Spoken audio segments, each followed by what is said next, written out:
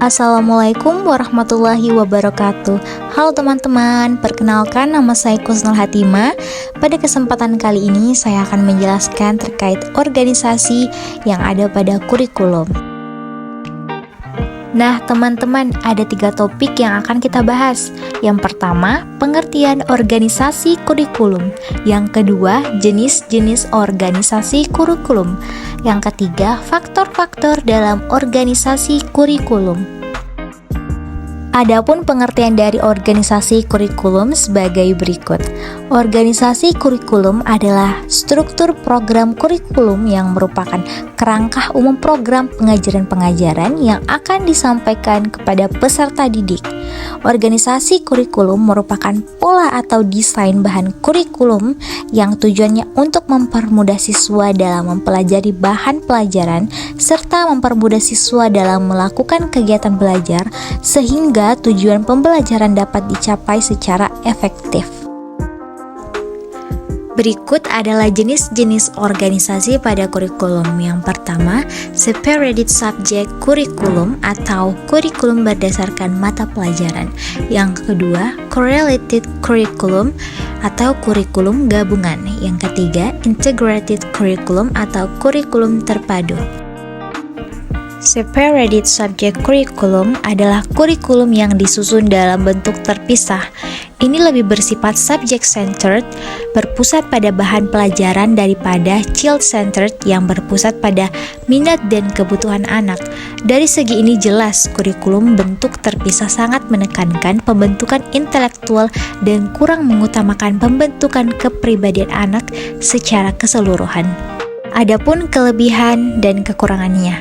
Kelebihannya, penyajian bahan pelajaran dapat disusun secara logis dan sistematis. Organisasi kurikulum bentuk ini sangat sederhana dan tidak terlalu sulit untuk direncanakan serta mudah dilaksanakan, mudah dievaluasi dan dites. Dapat digunakan dari tingkat sekolah dasar sampai perguruan tinggi. Nah, adapun kekurangannya, bentuk mata pelajaran yang terpisah dengan lainnya tidak relevan dengan kenyataan dan tidak mendidik anak dalam menghadapi situasi kehidupan mereka, tidak memperhatikan masalah sosial kemasyarakatan yang dihadapi peserta didik secara faktual dalam kehidupan sehari-harinya. Hal ini disebabkan hanya berpedoman pada apa yang tertera dalam buku atau teks, kurang memperhatikan faktor-faktor kejiwaan peserta didik. Tujuan kurikulum ini sangat terbatas. Selanjutnya, correlated curriculum merupakan pendekatan kurikulum yang menekankan pentingnya hubungan antara berbagai mata pelajaran. Kurikulum ini dirancang untuk mengintegrasikan pengetahuan dan pengalaman belajar siswa agar terjadi keterpaduan yang lebih baik antar mata pelajaran yang dipelajari. Adapun kelebihan dan kekurangannya, kelebihannya mendukung integrasi pengetahuan dan pengalaman belajar siswa, memungkinkan penerapan hasil belajar yang lebih fungsional, meningkatkan minat belajar siswa. Sedangkan kekurangannya, kurikulum masih berpusat pada mata pelajaran secara terpisah.